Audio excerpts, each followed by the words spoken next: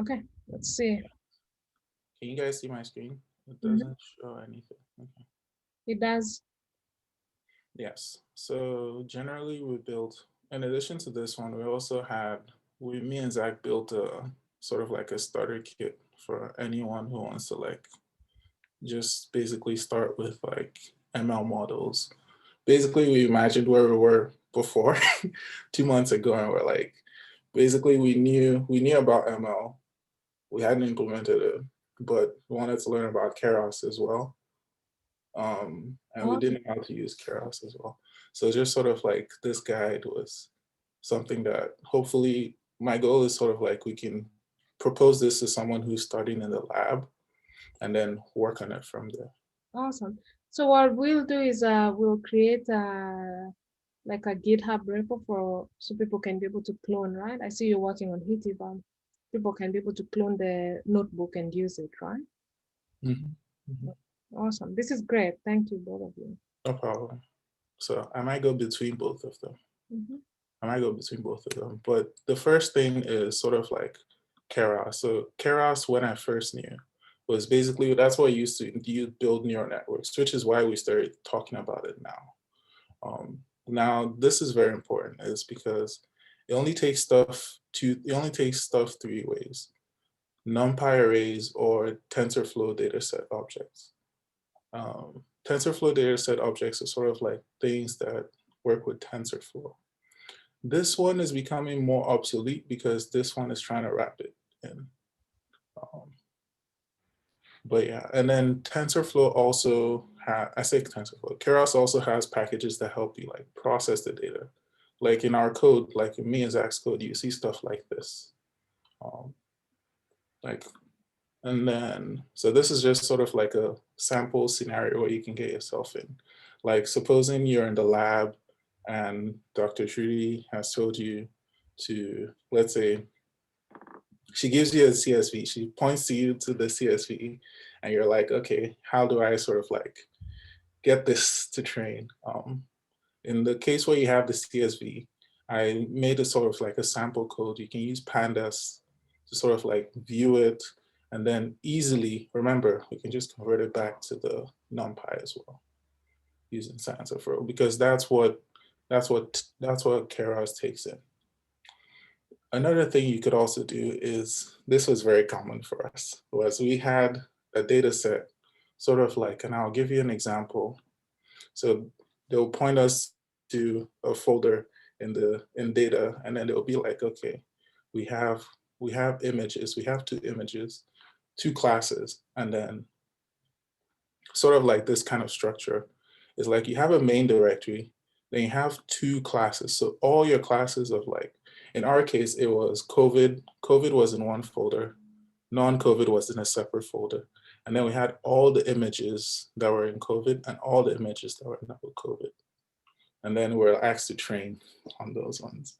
So basically what you use, remember, we have to get it to TensorFlow, to a TensorFlow data set. So we use the Keras imaging from the directory.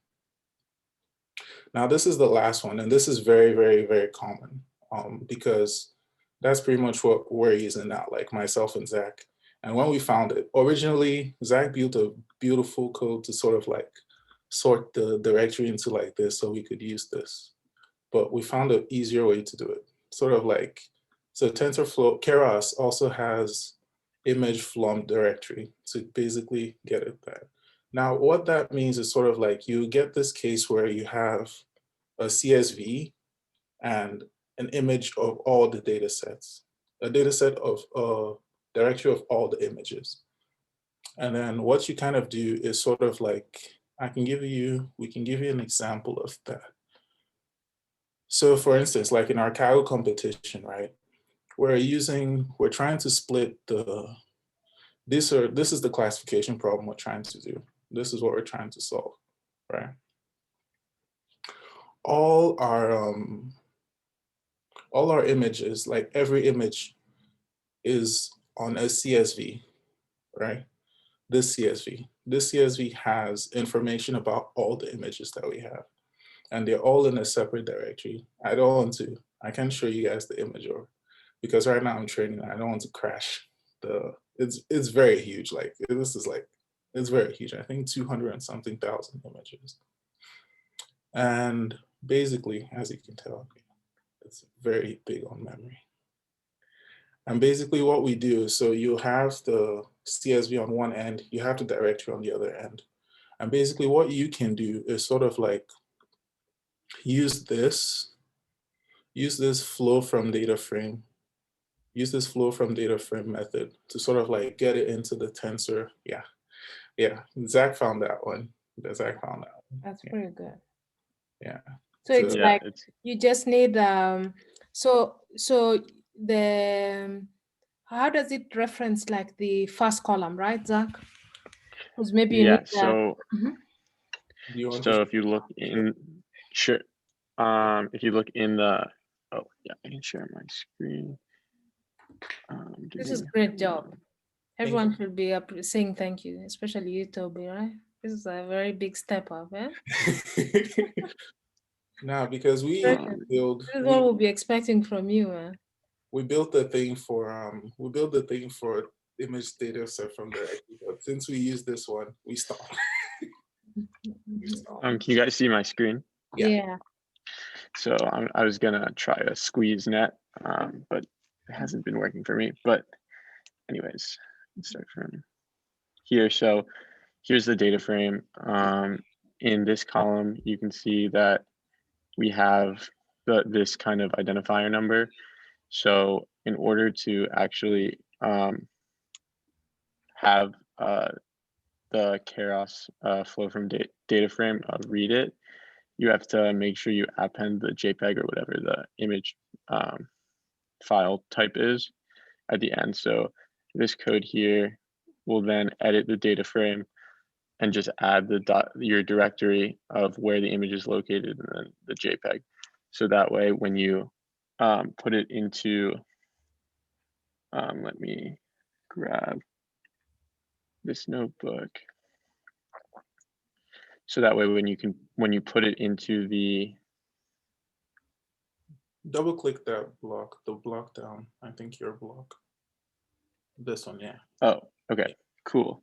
That way you can specify whatever column you want, but in this case, it was the first column as the X col. So flow from data frame knows to look in that column for the file paths to your images. And then in Y col, you can either add one column if you're doing binary classification, or you can add a list of columns for multi-class classification. Wow. So one thing, I don't know if you end up showing it, one thing in your documentation, because I really like what you guys are doing, is just put like an example. Yeah. That shows how to import like a multi-class. You can import like images, show me like this is a snippet of the data set, just the same way you're explaining, so people can be like, okay, if I want a multi-class thing, this is what I do. This is a big lift, right? Remember we talked about the challenge of data loading, right? Yeah. So I'm very appreciative of your work on this. What I also really like about this is it lets you reshape the images in the method. You can just specify the size you want your images to be, and when it generates your batches, it'll just automatically reshape them. And another thing that's not in this code, but is this class, the image data generator, which is one of the kind of more or less getting outdated data generators that Keras offers, but it lets you do all kinds of data augmentation. So when you call flow from data frame from your image data generator, you can rescale, horizontal flip. You can show, we can show them. Yeah, I can show the experiment that we did with Rising. Yeah, so this is our Coven model. So here we built our data frame, and here's our image data generator. So we rescaled the pixel values between they're in the range 0 and 1, and then we used horizontal flipping in this data generator object. And then we called flow from data frame on the image data generator object, specifying, the train data frame, the path column, and the Y. Since we were doing binary classification, we specified just the label. Wow.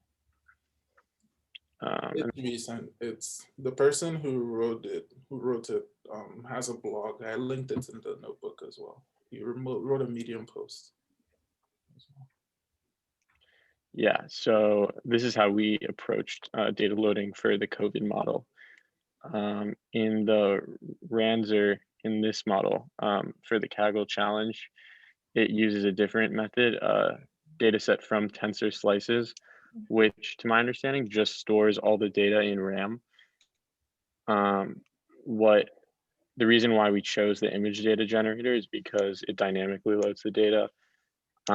Because I don't know, initially when I didn't really know what I was doing, I was looking on Stack Overflow and it was just basically telling you to normalize the data manually, just doing image over equals 255 and then appending your NumPy array to a list. So when we started and we're dealing with Checksbird, and that's like 220,000 images, and we were appending all these NumPy arrays to a list, it kept crashing the notebooks. So we had to find another way. Okay, so let me recap. You think that the other generator is better than the tensor slices because the tensor slices loads everything on memory right now, correct? Yeah. And then, but that was giving us a problem, right? Because the Kaggle notebooks don't have too much memory, right? Which they kept crashing. But that meant if you went back to load with your data generator now from Keras, it probably would work, right? Because it's sequential loading, maybe. Yeah. Okay. Questions for Zach or Chima?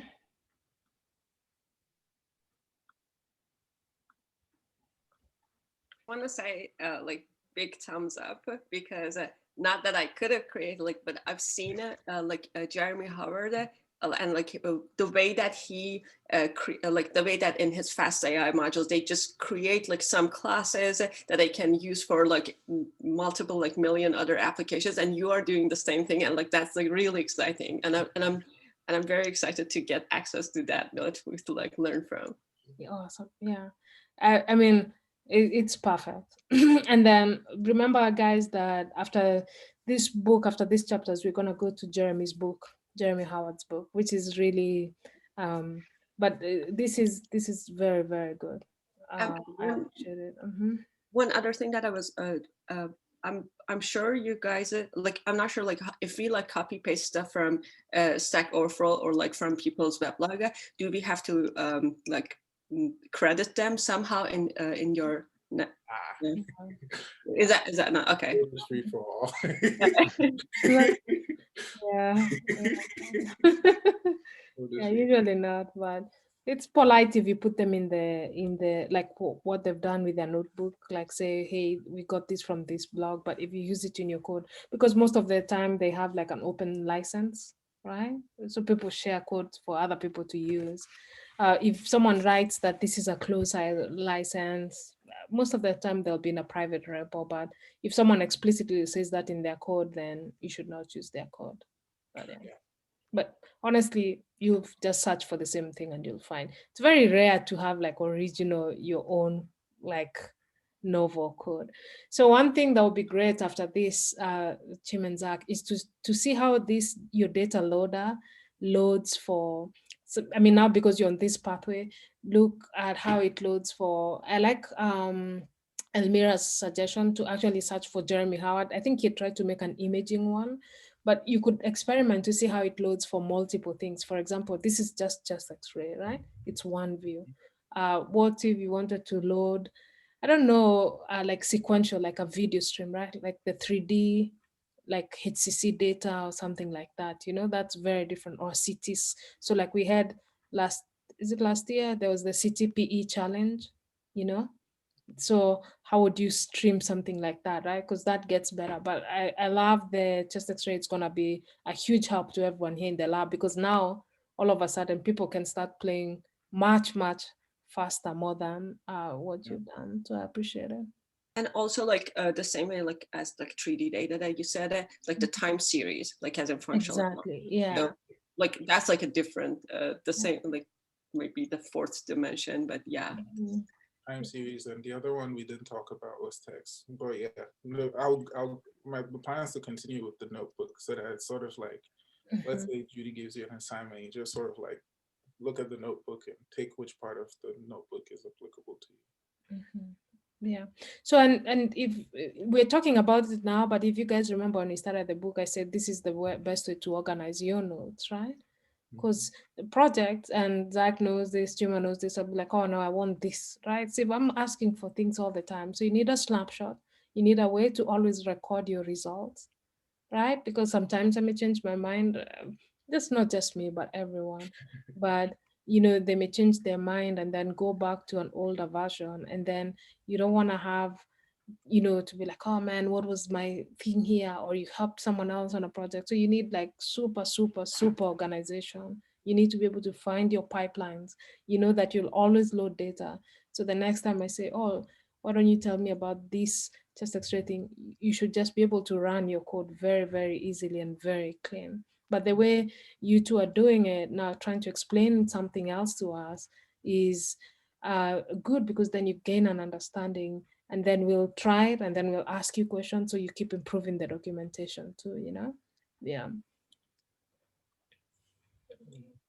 So, Awesome. Toby, any comment? No comments from my end. Yeah, you doing okay? Yes, I am. Awesome. Better. Precious, you okay? Femi. Yes, Okay. I am. Okay. The Thank standard you. is very high, Femi, so you should make sure you're accelerating your learning. Yes, yeah. Okay. Yeah. Okay. Good job, Chima and Zach. Nazanin, do you have any comments, or can we continue? I know I have no comments. Can continue. Wait, Toby, who was affected by Texas outage? Are you trying Yeah, Femi was affected by Texas outage. Yeah, so I don't know why he's keeping quiet. So I actually thought he would not be joining because I called him earlier. Oh my God! So he's are you in Texas, Femi? Yes, I'm in Austin. Yes, I am. I didn't realize that you're in Austin. Oh my God! You almost now that I remember. Yes, I am. You know who else is on in Texas is Abby, who's not on. Oh man, you would have almost died in this cold. So do you have power now? Yes, the power came on a few days ago. About was it day for yesterday? That's like 2 days ago. Yeah, it was out since Sunday. It was like out What for did you about do? 4 days. What did you do? Well, I had to go stay with a friend because my place was so cold, and thankfully they had power, but it was still uncomfortable because it was not home, and a lot of people had to come over because a lot of people were facing the same thing. So it was something. Wow, I'm so sorry about that. Well, you let us know if there's anything we can do, okay? We can bring power back, but thank you. Either we live, actually all of us are in the US, so you should be able to get on a bus and leave. You shouldn't die in Texas from cold, okay? Yes. Yeah, I'm sorry, I didn't really realize that you're in Texas. That's my mistake. Yeah, okay. Thank you. Okay, keep on, please. Yeah, almost like, you see, that's Toby was like, who's this person affected by Texas? But okay. Okay, so that was very, very good. Actually, I won't erase it from I think it's a good preamble to the talk. Nazanin, do you want to go on? Yes, sure. Just I keep my video off because of the internet testing. We can also turn it off so that the bandwidth is better. Okay. Okay. Okay. Okay. Last time we studied about the biological neurons and also the first artificial neural networks, which were perceptron and multi-layer perceptrons. And also we learned how to classify images with MLPs, and also how to do a regression task with that. and how to install TensorFlow, and how to get weights and biases. And this is for the classification. After loading the data and building the model, we use a compile method to specify the loss function and the optimizer. And also we can specify a list of extra metrics such as accuracy, such as here. Here it used a sparse categorical cross entropy because the labels here are sparse. That means, for example, the labels are the class indices from 0 to 9. And because of that, it used this loss.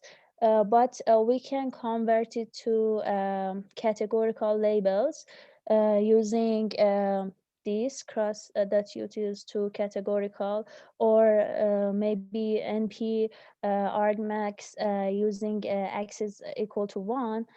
We can have a vector of labels, one hot vector of labels. And after compiling the model, here he used SGD, a stochastic gradient descent, as the optimizer. And after that, he fit the model on the training, and also validated on the validation data. And the epoch is 30. The default value for the epoch is 1. But if we choose the default value, the model cannot converge to a good solution. So it is better to specify the epoch number. And also, Keras will measure the loss and extra metrics on the validation set at the end of each epoch. As you can see, for example, here at the end of each epoch, it gives us the validation loss and validation accuracy. And during the training, it gives us the loss and accuracy of the training. And if the performance on the training set is better than on the validation, the model is overfitted. So, or maybe training or validation data does not match. So in this case, we have to use some strategies to solve the problem of overfitting. And you can see the number of instances processed here, and also the mean training time for each sample, and the loss and the accuracy, or even each metric that we specify in the compile method.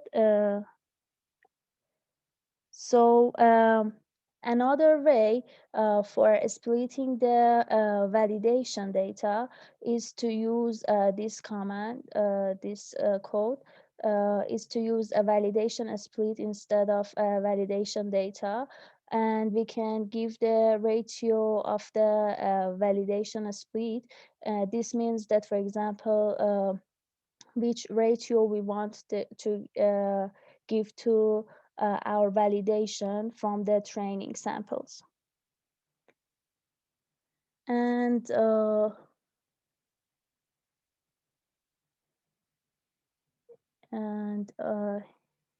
here we can also use sample weight or class weight. For example, for handling unbalanced data sets, in most of the cases, we have unbalanced data sets. So for handling, one of the ways for handling unbalanced data set is using a class weight. And class weight in the fit method. In this case, we can give a larger weight to underrepresented classes and lower weight to overrepresented classes. And also, we use sample weight when, for example, we have some samples that are labeled by an expert. So they are more valuable for us. And if we use both the class weight and sample weight, Keras will multiply them. And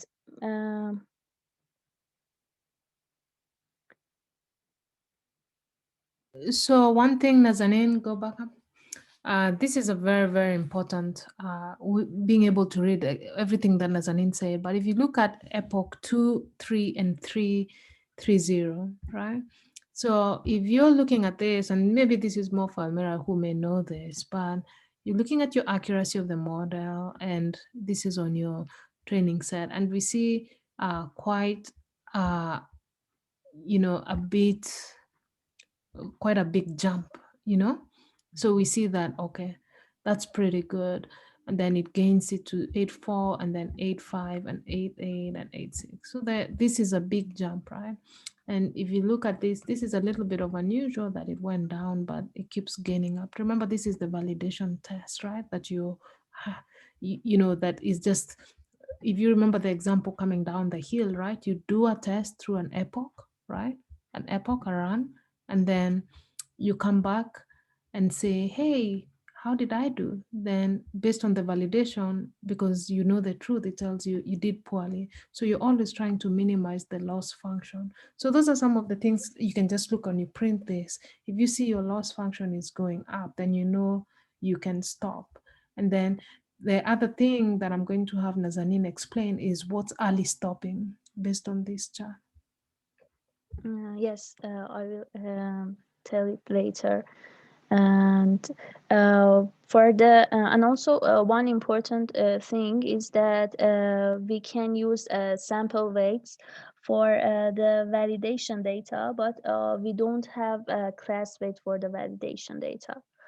And the fit method returns a history object. For example, history.prompts give the parameters, for example, the epochs, the steps, and history.epoch give the epochs for each running.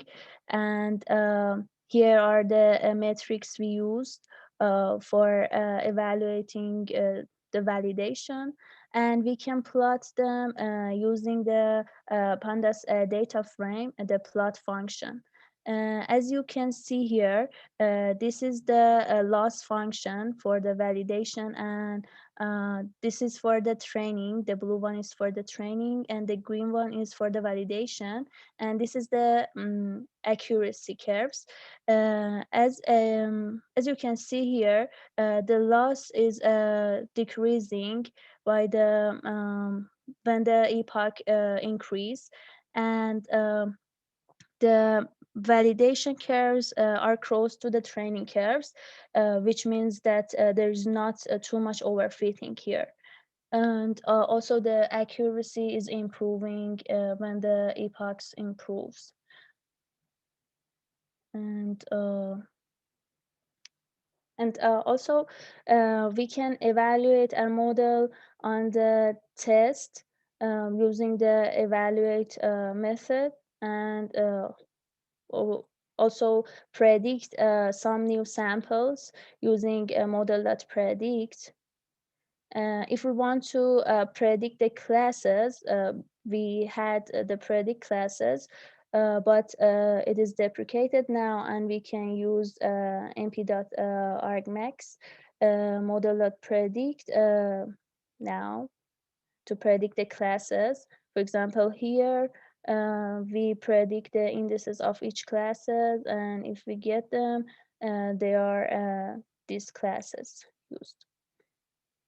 And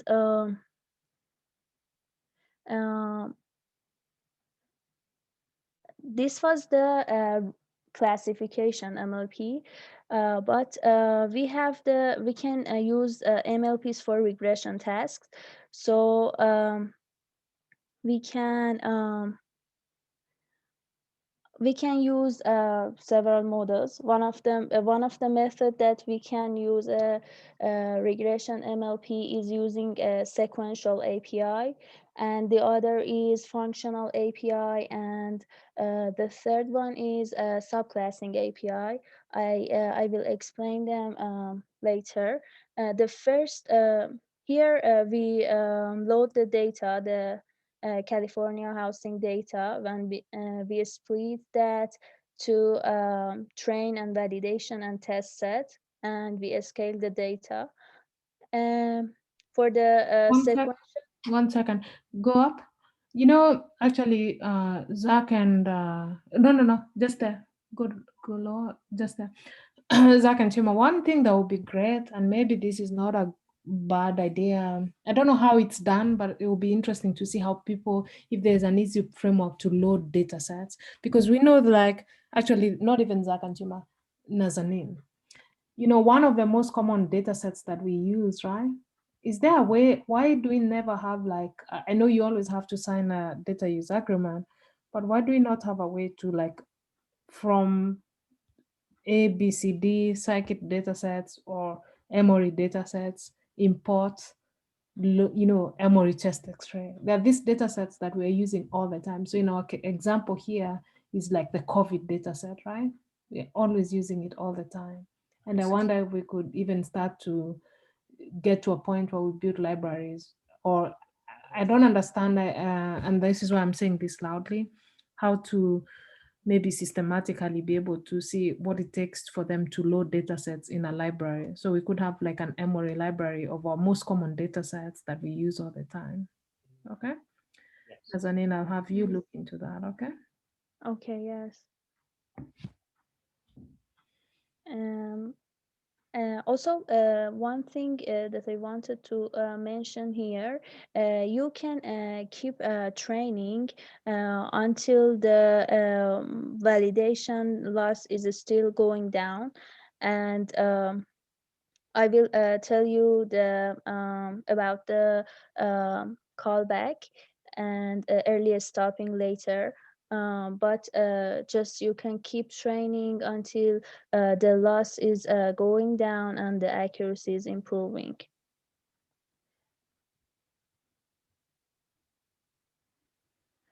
Uh, the the model is implemented here. We have a sequential model with a dense layer and with a hidden dense, with a input layer and also output layer. The difference from the classification multi-layer perceptron is that output layer has a single neuron and uses no activation function, and also the loss function is the mean square error, as you can see here.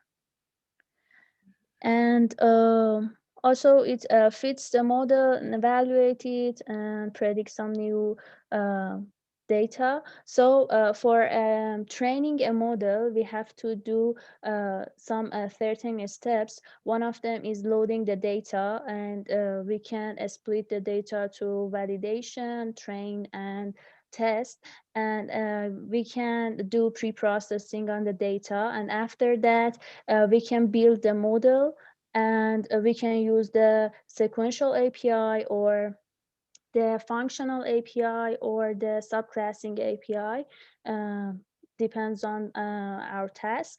And after that, we compile the model and define the loss and optimizer and the metrics that we wanted the model, the Keras to compute on the validation set.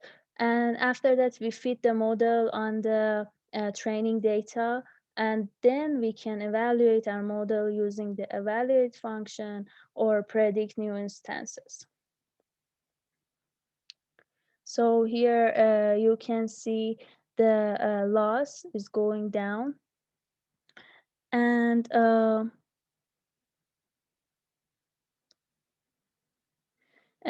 after that, we have a functional API to build neural networks with more complex topologies. We can use functional API. For example, here we have wide and deep neural network. We have one input layer, and then one hidden layer, and two hidden layer, and a concat layer that concat the input layer to the output layer. So this is the code for building the model.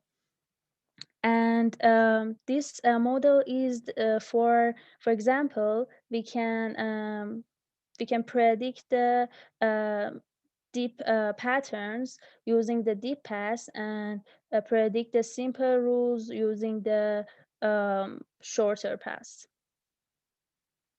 Here is the summary of our model. And then again, compile and fit the model. So how about when we want to send a subset of the features through the wide pass and a different subset through the deep pass? In this case, we can use multiple inputs. For example, here we have input A and input B. So it is too easy to implement these models with functional API. For example, for this one, we have two inputs. One of them have 5 features and the other have 6 features. And it is better to name the layers, especially in the complex architectures. So after that, we have a dense layer that get the input B, and the dense layer get the hidden one. And after that, the concatenation layer that get the input A and hidden 2. And after that, the output of the concat layer goes to the output layer, which is a dense layer. And finally, we use keras.models.model to specify the inputs of our model, which are input A and input B, and the output is this one, the output.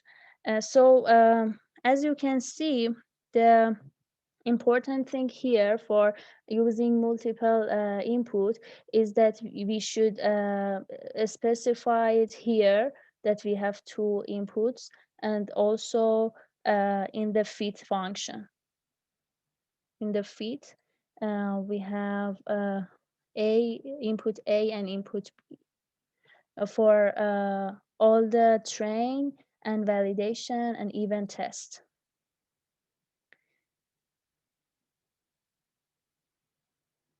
Also, you can pass a dictionary mapping the input names to the input values to avoid getting the order wrong. It is better for if you have lots of classes. And how about multiple outputs when we need to use them? One of them is our task need multiple outputs. For example, we want to locate and classify the main object in a picture. So this is both a regression task, finding the coordinates of the center of the object, and as well as the widths and heights. And it is a classification task too. So in that case, we have two outputs. And also one other ways is when we may have multiple independent tasks based on the same data. I have used this in one of my projects. I wanted to predict 5 common chest pathologies, and when I train 5 different models on each of the input, I didn't get a good result. But when I train a single model on different classes, the performance of the model improves a lot. So because the neural network can learn features in the data that are useful across tasks.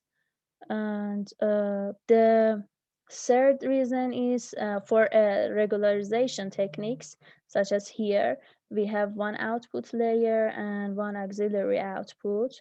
Again, the model is easy to implement, but we should specify two outputs, and also for the for the labels we have to specify we have to give two labels because we have two outputs here. And the other thing is the loss weights. We can, for example, we can give a 0.9 loss weight for the main input, main output, but 0.1 to the auxiliary output, because the main output is much more important for us.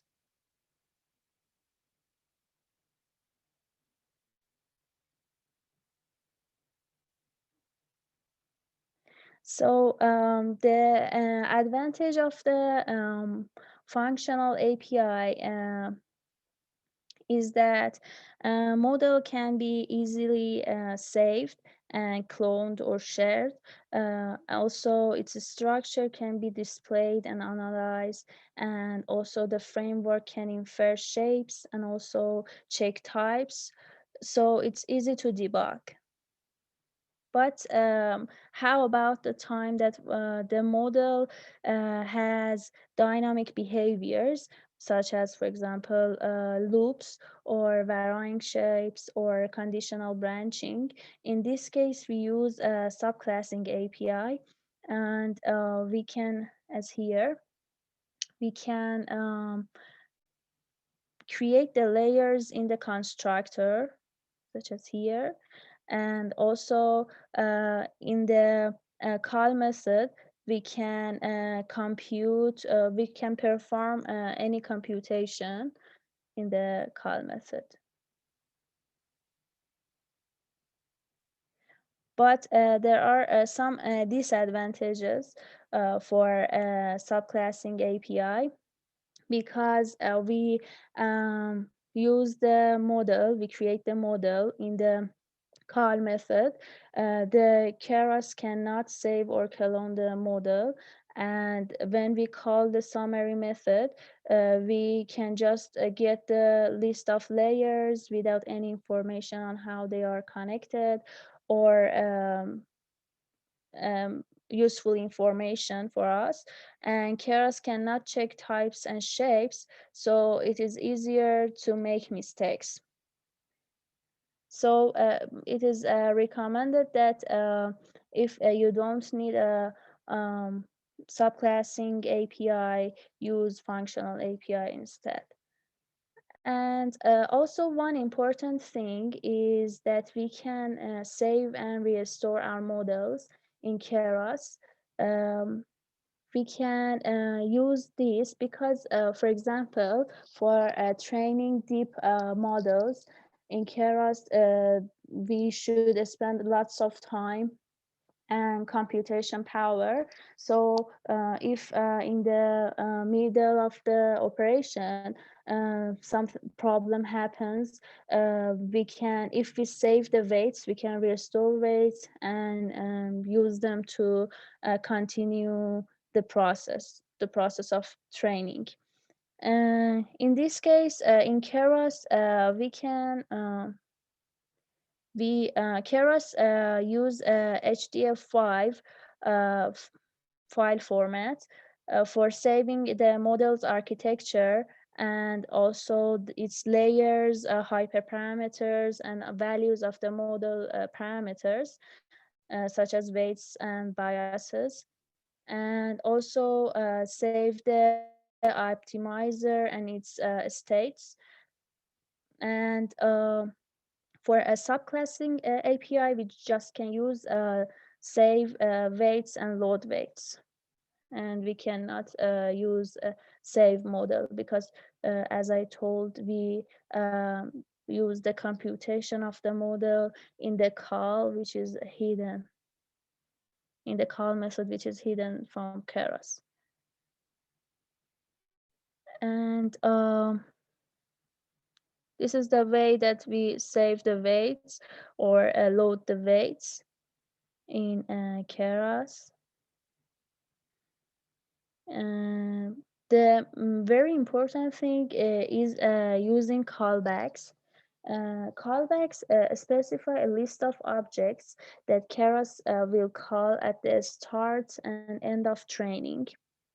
For example, here we have a model checkpoint, um, which save checkpoints of your model at regular intervals. In this case, as I told, if your computer crashes or any problem happens during the training, you save the model. And if you use the save bets only to true, you can save the best model for the performance on the validation data.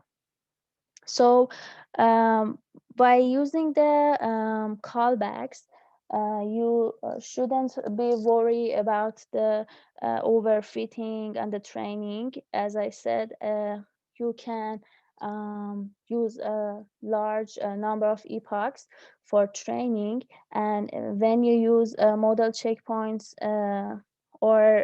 and also the earliest stopping, the model will stop, for example, after a certain number of epochs. Here is 10. After 10 epochs, if the validation loss didn't improve, the model will stop training, and you will store the best weights of the model and the performance of the model on the validation data. And you can also specify it. For example, here it use validation loss, but you can use, for example, validation accuracy or any other metrics for early stopping. Also, if you want to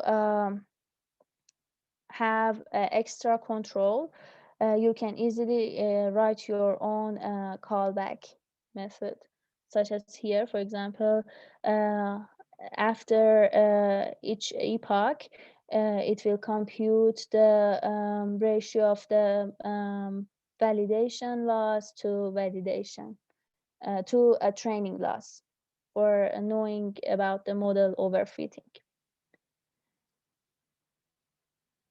So if the value is above 1, then if the value is 1, it means that they are both the same, the validation loss. yes, what I'm saying is if you get 1.5, how will you interpret that? I think if this ratio increase, we think that, for example, the validation loss is greater than the training loss.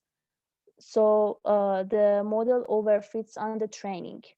So we have to use some techniques to solve the overfitting problem, such as, for example, using more data or using data augmentation to solve the overfitting.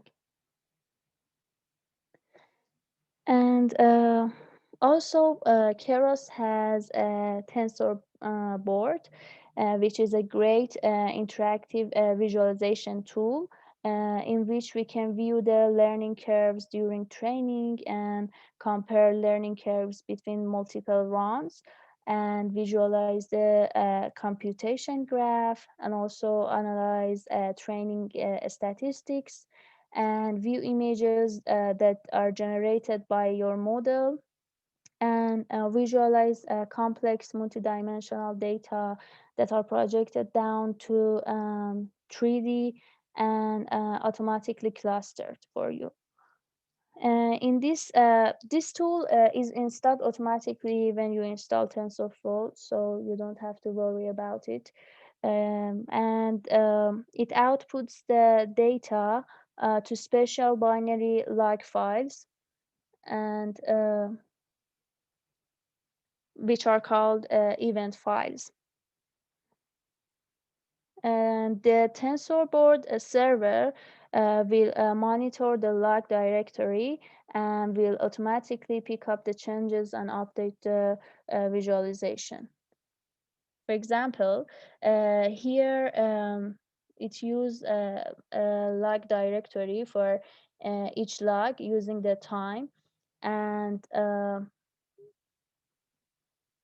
here use the TensorBoard as a callback in the fit model TensorBoard, and after that use this command to open TensorBoard on port 6006, and for example, the logs are like this. This is one for training and one for validation, and each one has the event, and also the training has also the profiling traces, which allows a TensorBoard to show you how much time the model spent on each part of your model. And here, if you click on scalars, for example, this you choose this run and this run, you can compare the loss of the model. It's very useful for see how your model performance, for example, improve or doesn't improve.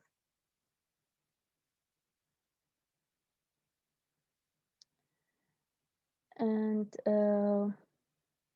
after that, one important thing is hyperparameter tuning.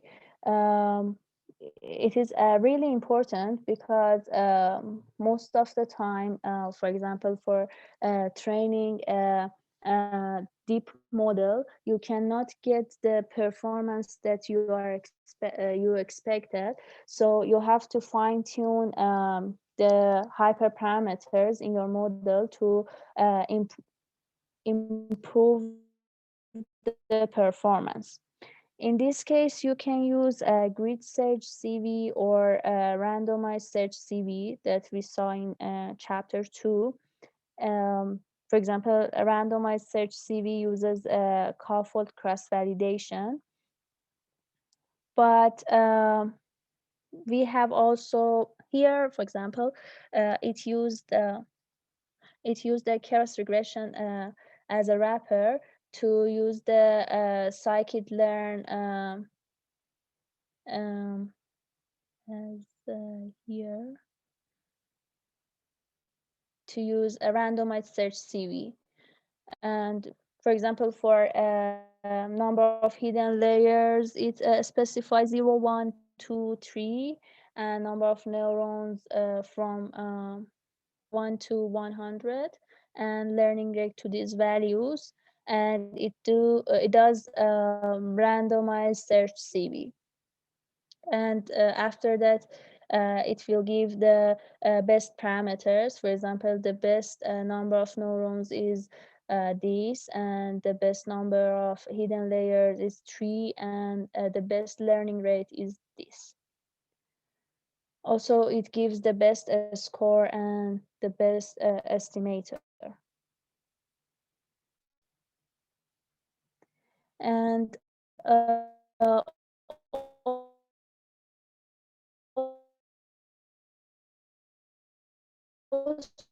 we have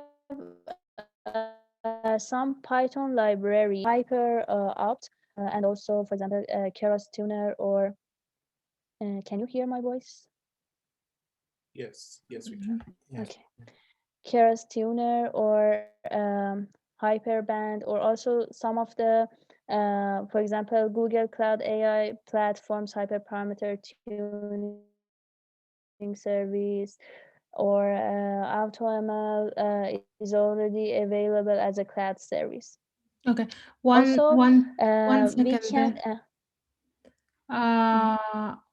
Who's going to, just the same way Chima and Zach showed us how like to load data, who's going to show us something like that for the optimizing this, or whatever Nazanin is showing us right now, optimizing hyperparameters? Any volunteers? Toby, I know you're busy, so I'm not gonna volunteer you. And Femi, you've been called and just started.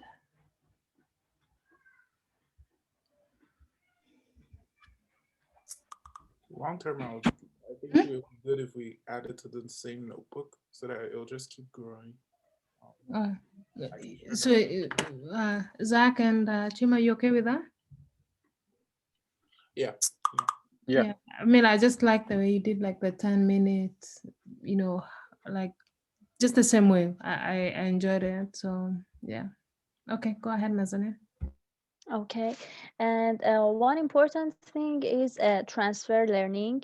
In transfer learning, network shouldn't learn from scratch in all the low-level structures, because, for example, in low-level structures, the hidden layers just learn the low-level structures, such as line segment layers, the model learn more complex, but in the last hidden layer, or the highest hidden layers, the model learn the task, for example, face recognition or something like this. And level structures are same in most of the images. We can use data to train our model, and it is common to reuse parts of a pre-trained state-of-the-art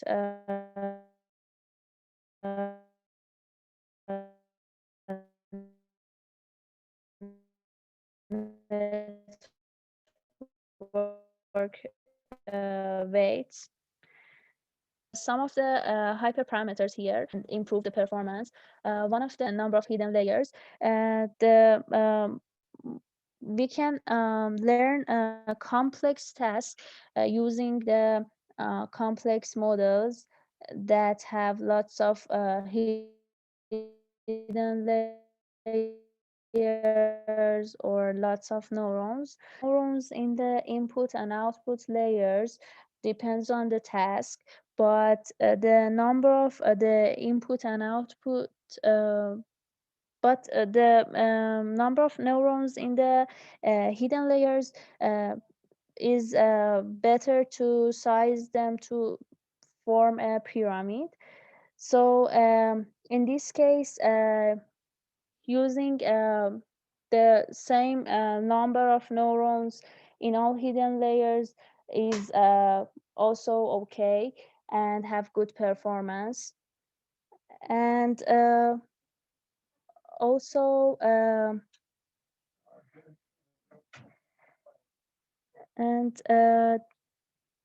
the other thing is that learning rate.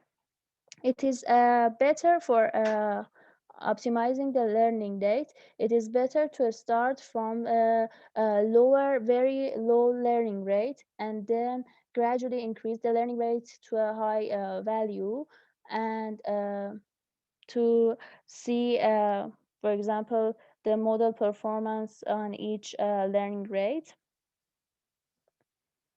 And also you can change the batch size, or the activation function, or the optimizer some researcher says that it is better to use a large batch size because GPUs can process data in the large batch sizes more efficiently. But in that case, model cannot generalize well. There are some techniques that they use to um, overcome this problem. And also, it is common to use a large batch size. And then if the performance is not good, you can use a small batch sizes. And about the activation function, one of the good activation functions is a ReLU, as I said last session. And but for the output layer, it really depends on the task. But know that if you change any hyperparameter in your model, you should fine tune the learning rate again because it depends on other hyperparameters. And finish. Hey, Nazanin, very, very good discussion there. One thing, and I'm trying to look at it, there has been techniques people have developed for interesting techniques about how to determine the learning rate, right? Mm-hmm. Did you go into details of those, or like I'm trying to look at, that's usually a fast AI thing, actually. I didn't use that techniques. Just I know about a scheduler technique, Mm-hmm. but I didn't go through it. Mm-hmm. But I know that there is a scheduler technique that they use for a learning rate. It will gradually increase the learning rate, as I told here, and it will choose the best learning rate. Never mind, Zach corrected me. We are going to get there. I just need to be patient. But the reason why I'm trying to bring up these things is that if you understand the hyperparameters, right? So guys, we've gone through, Nazanin, you're done, right? Yes, yes. Okay. So we've gone through terminologies, right? So when I say, okay, this is a housing price, everyone knows. I don't know, Femi, how far you are in terms of catching up. I know you're going through quite a bit, but you know that this is saying, okay, I'm going to do a regression class, and I know sometimes my data is not linear, and so there are those non-linear techniques that people can use, and all of a sudden then you know that, okay, every time I am dealing with this type of regression task, then what I'm trying to predict is an MSE or an MAE, and and this is how I present my results. Now, when it's a classification task, which are pretty common in medicine, we've been doing quite a bit in the lab, so when Zach sends me results, then I want to see a curve, an AUC curve, a confusion matrix, a PR curve, and just the usual metrics that are shared. And so one thing that this jargon should not be too much jargon right now in terms of understanding what people are sort of saying. Now, this chapter, I told you the big thing here is to understand what are these parameters. And I still feel that, so we went through data loading, so I'm happy with that.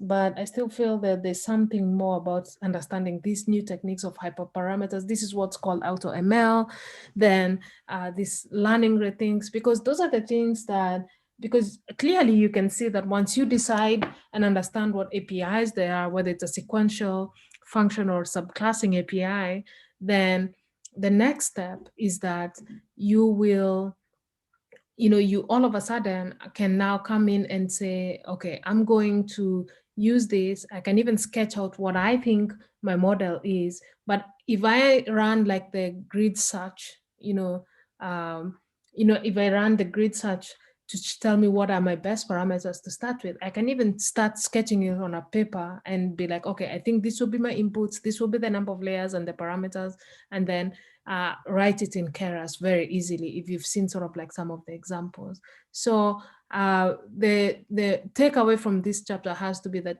you have to be very comfortable hearing these new terms and knowing, okay, I know what this means, and being able to rapidly come back and be like, okay, I understand what this is. I can go through multiple notebooks now because you understand what they're doing. You can see how they're interfacing with new codes. You understand the steps.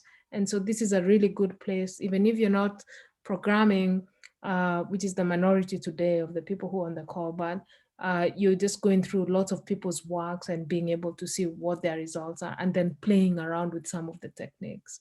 Elmira, do you have a comment? I see you trying to refresh something for us. Hi, yeah. So first of all, this was such an informative session. Like I really enjoyed like both Zach and Chima's introduction of how they're doing their Kaggle competition thing and like how they have like created those pipelines and those were perfect. And then Nazanin like going through the code and like reading it and like how it's gonna fine tune it. It was just so awesome. I really learned a lot from this chapter, and also makes me think that this book is such an awesome book because I was trying to show you how he has talked about all the stuff that we are trying to like evaluate the performance of our model. Doesn't matter what kind of structure or model or like architecture that we are using, say it is just neural network or like previously like regression stuff from scikit-learn, doesn't matter. Like we're using the same performance models and then on chapter 4, he has gone through all those, like how we can just look into the loss function and like compare the loss function to between the training and let me just go get there, between the training and here the validation loss function, and then how to figure out if that's like underfitting like in this case or like overfitting like here. And then also like he was talking about like all these things that he have talked about. It's so exciting that you don't like, yes, neural network is just the best and the state of the art or whatever, like machine learning. Yeah, but the fact that he has given me as a like an amateur in this field to feel more comfortable that with the information that I received from the earlier chapters, I can understand and like also like I can use the same knowledge to like, for example, early stopping that you were talking, Judy, earlier. So like he has like given me all the information I need to manipulate my neural network model to like find like learning rate or like have when to stop or like define my epochs and stuff. So that was one thing that I really liked. Also the fact that this like when they were like when Nazanin was talking about functional models, when like we split our input to like multiple inputs, and then that reminded me of ensemble trainings and how that is like basically that architecture has everything in it, and that's like really exciting too. Yeah, that was my comment, and I just wanted to share my excitation. I absolutely agree. And you bring up a very good point. So the reason why we chose this book, honestly, is because of that. And you remember, guys, I was not going to one second. I was not going to look at, in my honesty, we were going to look at Jeremy's book. In fact, I think, Elmira, we had this talk when we started. And this book club, I wasn't going to do the book club. It came after,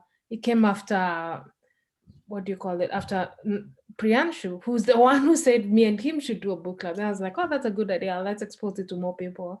And he dropped off.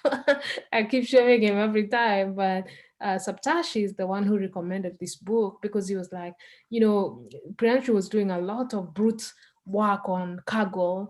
And it's just the same thing earlier on we started talking. It's like you go, you look at someone's code, you copy it, you run it. So as long as you have GPU, you can keep going and going and going.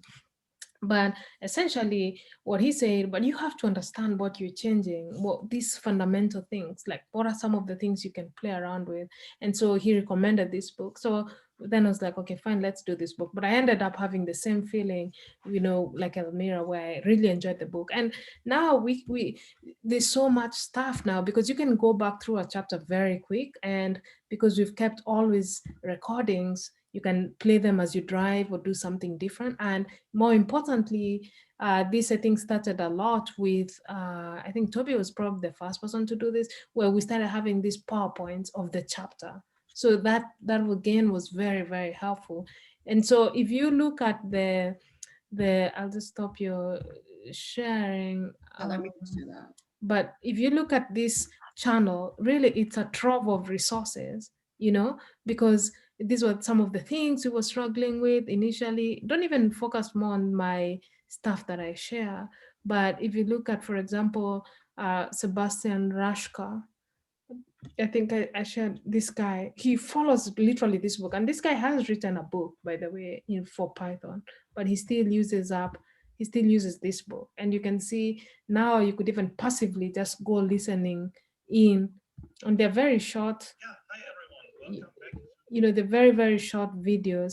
So I know that he's teaching a new one actually for deep learning for this spring. You can see it's been just updated 2 days ago, but these are like 4 minutes. So you can see, oh, okay, this was just like the same things that we did earlier on. You can skip like what's not good, but you can see this is multi-layer networks, or a perceptron, and these are very, very short. And so I think that now, honestly, unless you don't want to pursue further, this is like the best time to be here because we've learned vocabularies. You can go back to other stuff that we worked on, and you can, like his lecture was almost like a book club, honestly. Let me show you. In fact, you can see that I play this like when I'm driving to work or something, or I'm waiting for a patient to come. And so you can see that he goes through a lot on, I listened a lot to the decision trees and the ensemble methods. I think I'm the one who did that chapter. And you can see the stacking and then this like fitting and data fitting. So this is like the model evaluation part. I really encourage people to go in there because if you can evaluate, I mean, if you can evaluate a model, then you can fine tune and do a better job. I'm not expecting myself to be the best person, but I want to be able to work with someone, with anyone here who's building models and I can understand. So this part for model evaluation, I think is pretty high yield, even if you don't want to listen to anything else, because it tells you, and these are the things you keep saying, okay, how do you check like the confidence interval, all these things. And so this is, I can see even this hyperparameter. So you can listen to someone else and you can see some of the projects the students worked on here, you know, so he put them up for the class. So, I mean, this is like a big resource here. And that's why I spend sometimes when I feel like maybe something is not very well understood. So Chima is reading through this book and we'll be presenting to the lab a shortened version of this in March. So this is a book available. If you, as long as you have an Emory email, you have access to this book. So feature engineering for machine learning, because this is the other place that's hard to understand. So just take some time to look through the channel. And then this is also a great one. They're going on right now, the intro to deep learning, these people. It's pretty popular, to be honest. I think you can see, this is their lectures. You can see that February they did intro, then sequence modeling, and then like, you know, intro to TensorFlow. And the thing is, like, as long as most of these places have what do you call it? They have like the notebook. It's so easy to be able to just follow and do something like this, you know? So please, the best thing to do is just to encourage everyone. Okay, so thank you very, very much, Nazanin. I know that the next week, is it you, Zach, or who's next? Yeah, I'm next. You're next. Okay, and so Zach will be discussing, let me pull up my book. Training deep neural networks. Okay, deep neural networks. We were expecting lots from you, Zach. So that's chapter 10 though. Why is it Zach? Oh yeah, 11. Okay. Oh, because I saw you write 12. So then I wasn't sure. Okay, so most likely, I don't know how Zach will do it, but it's most likely going to be, I don't know if it's going to be a one chapter or two, but I'm okay with two. Just usually when it's around 90 minutes, it appears that that's how long it takes. But we may have some interesting things come up. Please, even if I don't assign you something, if you run into something good and you want to show people like for 5 minutes, I think that will be amazing. Apart from that, I'm just going to do my usual stuff. Nazanin, what did you think of this chapter? Did you learn anything new? Yes. I also enjoyed this book. I think it is awesome, and I learned about hyper parameters tuning, because I didn't use it before, because I changed the parameters manually, and also about the TensorBoard. I didn't use it before, and I learned a lot. Awesome. Chima. I learned a bit both as I can hear you. Oh, sorry. I learned a few things as both like just basically Keras and feeding data, and then in Nazanin's presentation, I learned about the different, so like the complex model one, that was very interesting to learn. Sort of like that was something I definitely picked up. Awesome. Elmira. Basically, I shared most of my comments. The other thing that I wanted to add about this book, compared to the Fast AI course, when I was interested in machine learning started, it was with Fast AI. Well, yes, that's very popular, and that's yes, that's very awesome. And like he's like using the latest papers to like update to like make it like awesome. But for me, I wanted so it's very exclusive.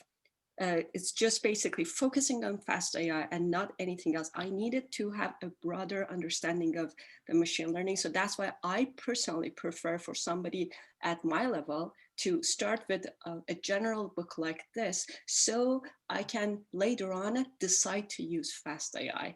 Because when you're like talking about, is there any way to like do the learning rate? Like, is there any way to like find the best learning rate? Yes, I know that like Jeremy Howard, like he uses the paper that never nobody else has been using it, like on the regular models, and like he uses that to find the best learning rate. But I wouldn't know that what has been put on this, like what how much of effort has been put on this to like come up with that. I really needed this foundation before like moving to Jeremy Howard's course and like book.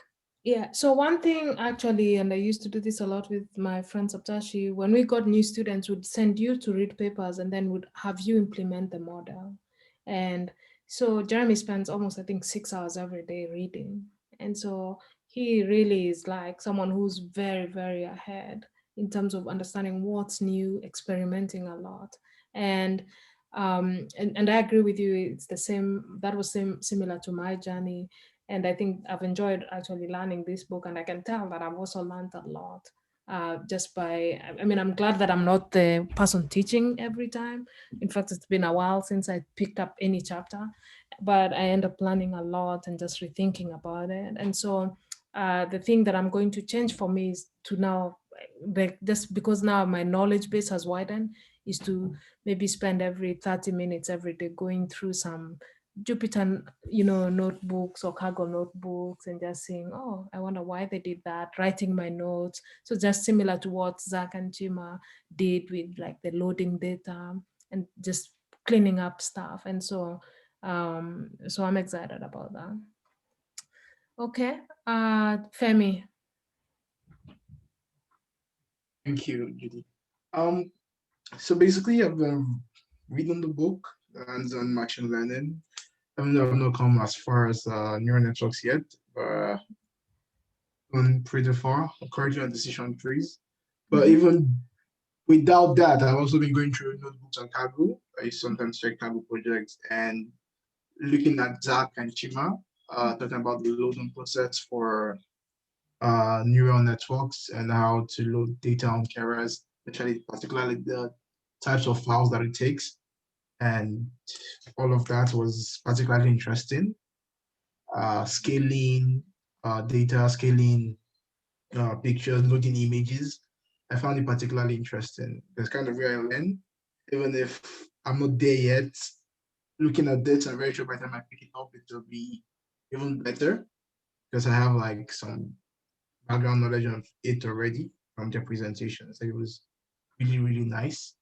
And basically for me, I think even if sometimes I can't follow some things, the fact that I can actually listen and just go with the presentation, I'm very sure when I get to the chapter on my own, it will be much easier. So for now, I'm just trying to soak everything all in and until I'm there. Awesome. But it was really helpful. Thank you. Awesome. Toby. From my end, it was very informative, lots and lots and lots of new knowledge. And it feels like there is never a day that learning machine learning can actually stop. I always Google how to save a model anytime I'm about to save a model, and seeing it again, appear in the presentation was really nice. And I'm also still wondering if there is any advantage of subclassing API over functional API, as it was discussed in the presentation. So actually, during that time, I spent some time reading online on that. Let me see. I hope I didn't close everything. On like, why would you prefer subclassing and sequential and functional API? Nazanin, do you want to answer that question or?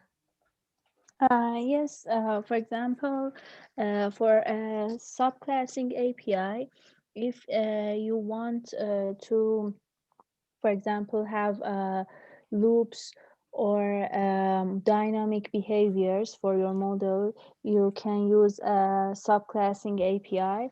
But for functional API, you can restore your model and save your model. Also for sequential API, it is as well. But the functional API, you can build complex models.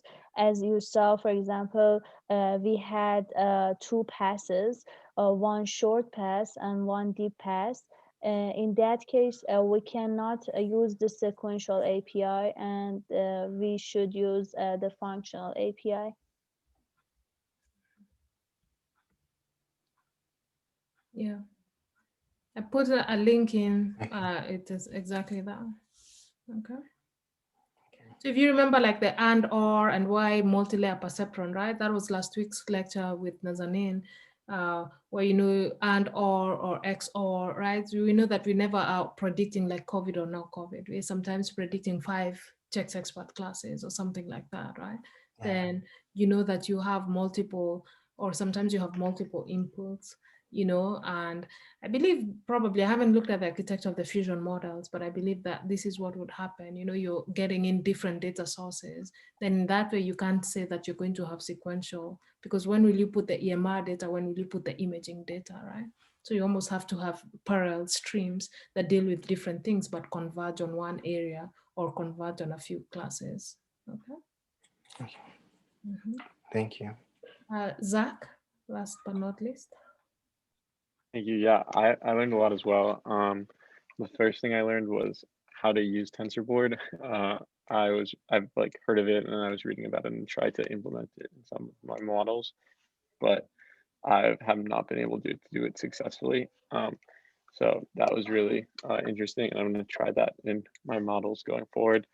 Another thing that Chima and I quickly talked about was when you mentioned the different ways to save a model, because we had been saving our models using just regular model.save and not model.saveWeights, and I didn't realize that that could be an issue.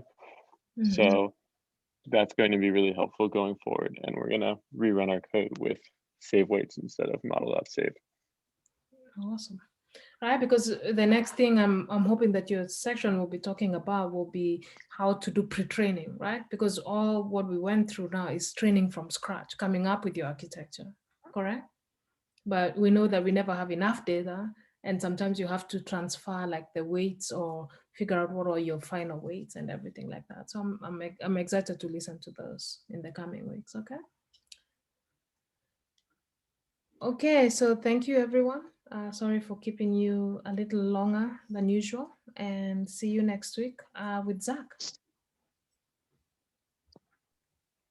Thank you. Bye. Thank Thank you. you. Have a good weekend.